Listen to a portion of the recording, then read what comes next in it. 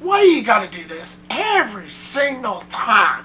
You start off pretty good, then you go strong. Then you sort of slip into madness.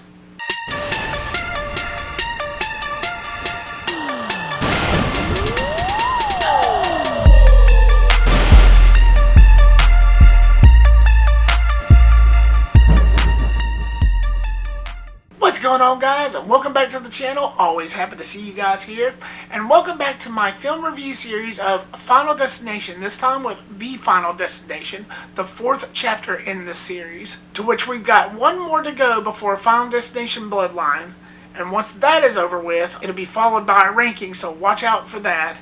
And if you've not watched them yet, I do have the links to my first 3 films reviews in the link down below, so check those out when you can. Released in 2009, The Final Destination follows a group of friends who goes to this race car event, to which one of them has a premonition of chaos and death. So after they are kicked out of the track, death starts following them and stalking them one by one and killing them off in mysterious and bizarre ways. So this one was supposed to be the last film. It was marketed as such. Even the poster has that saying on it to where it says, "Death saved the best for 3D," which we all know means death saves the best for last.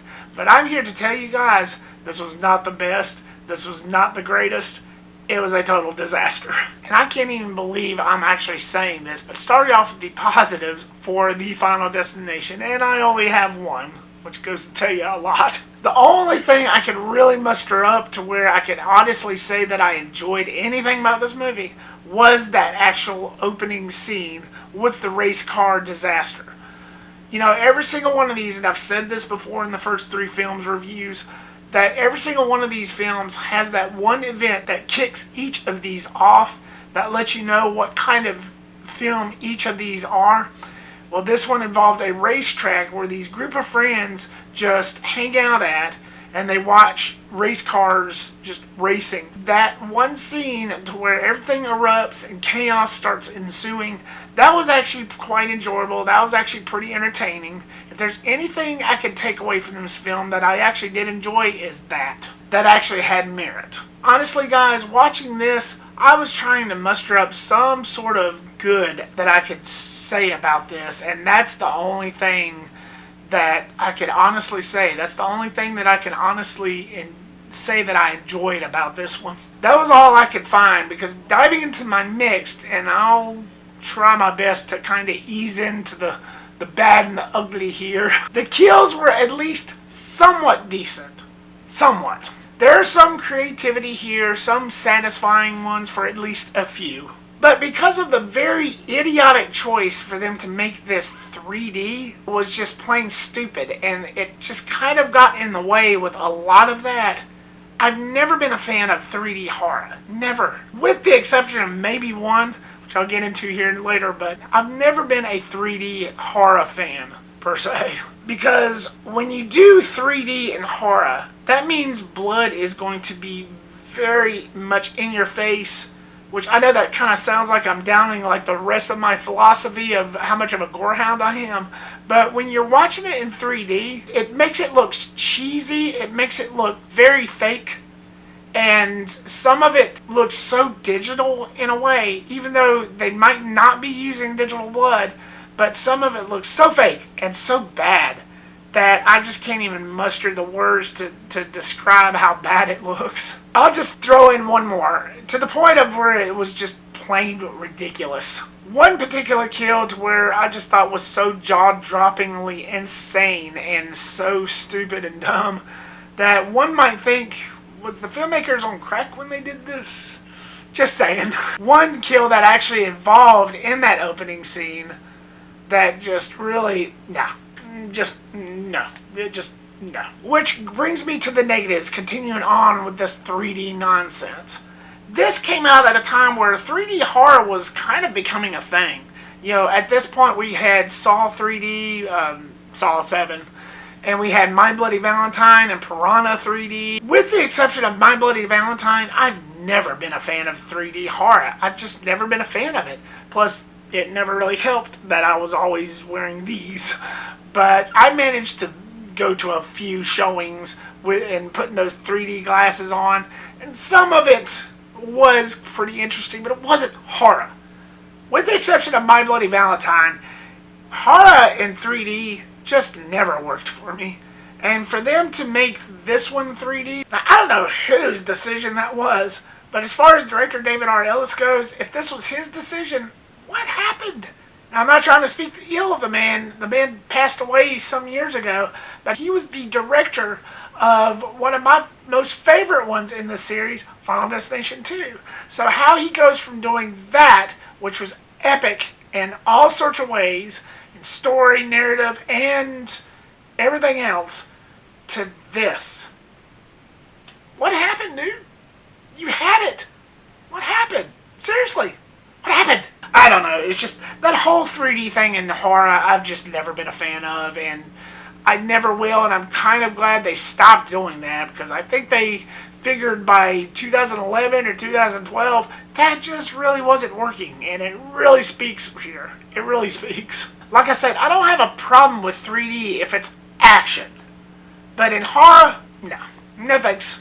But for the Final Destination, it was pretty maddening.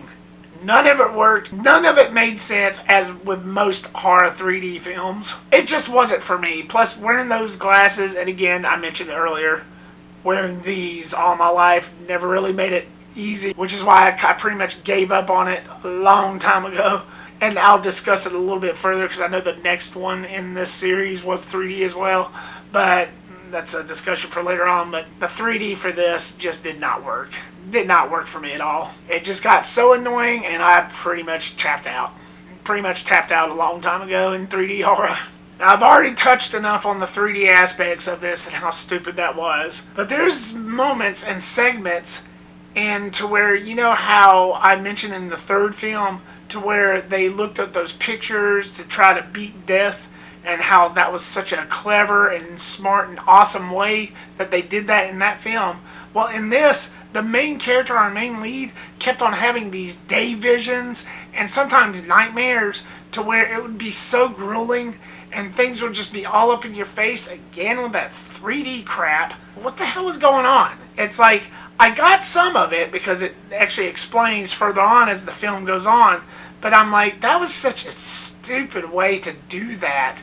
And it was just more of an excuse for them to showcase the 3D aspect of this film, of this thing, that it was just an excuse. That's it.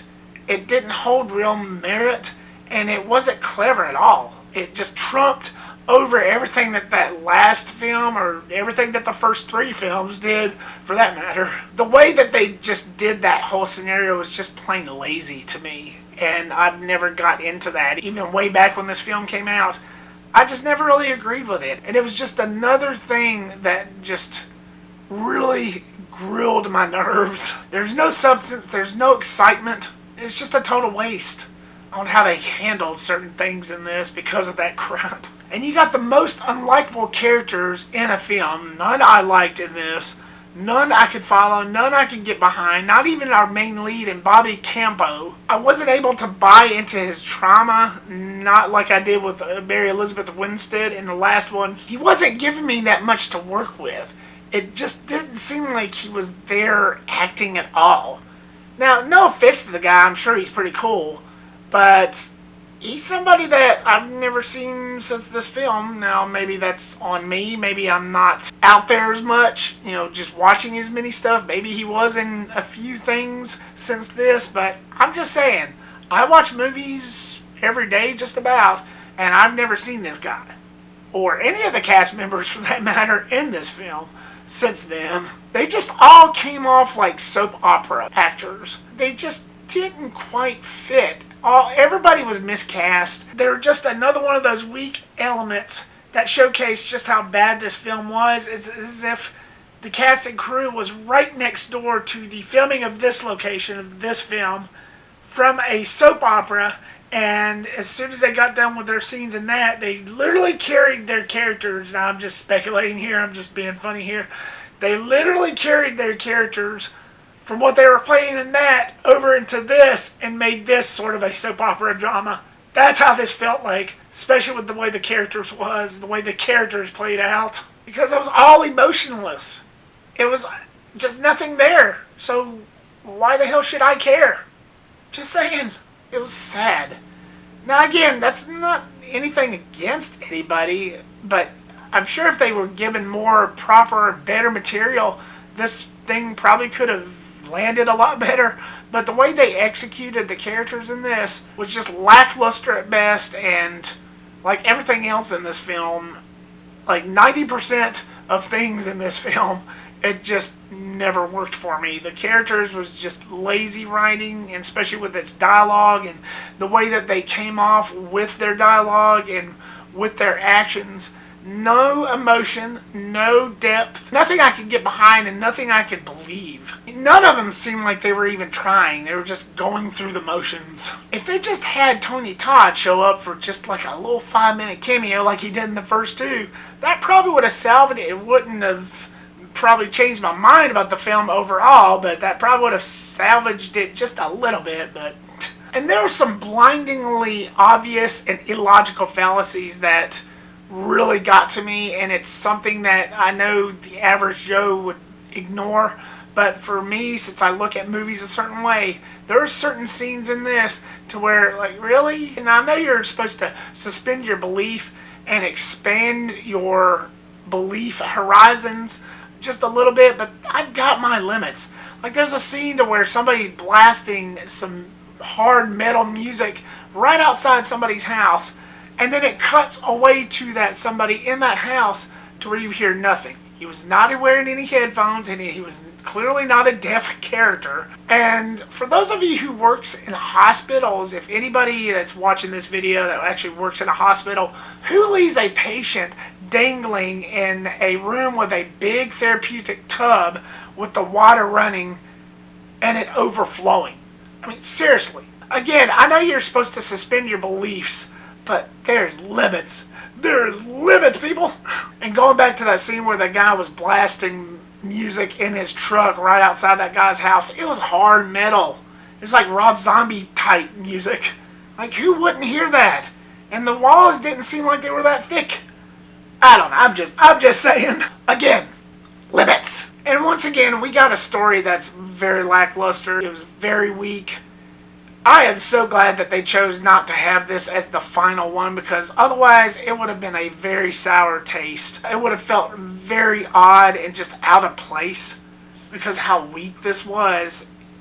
When you start a series, you want it to be good and you want it to continue to being good, not go down a slump and it crash and burn. Even though that happens a lot. May I remind you about Expendables. But there was nothing to the story here, nothing cohesive, nothing new, and even more so than 3. I would have picked 3's way of doing things over how they did things in The Final Destination. To put it more bluntly, after watching this one, I prefer that third one over this one. I think the third one is pretty much a masterful classic over this one. But yeah, for a film claiming to be the final chapter, for something that was claiming at the time to be the finale, the grand finale, nothing grand about it, nothing exciting, nothing slam dunk, and nothing epic. Nothing about this at all screamed, whoa, that was just the best ending ever. It was just another sequel with no real merit. It felt like this was only made just because number 3 made a lot of money. Because of that, it just felt like this one was just made just for the dollar bills and the profits. Just a cash grab.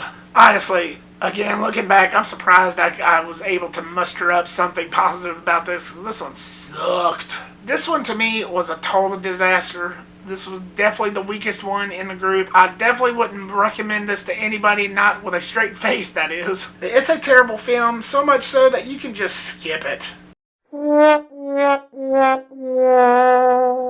I'm sorry for being such a gloomy Gus. I'm sorry that this couldn't be more cheerful or more exciting. It just is what it is. Better luck next time. But The Final Destination, what was your thoughts on it? Were you actually a fan of this? Were you actually somebody who actually found some merit? Did you actually enjoy this one? Maybe you're somebody that actually prefers this one over any of the others. If you did, I'm super jealous. At the same time, very, very happy for you. And if you would, please jump down in the comment section below and explain it to me, because I really do want to understand. Or were you somebody that just thought that this was okay? Was this mediocre at best? Or did you think that this sucked as well, just as much as I did?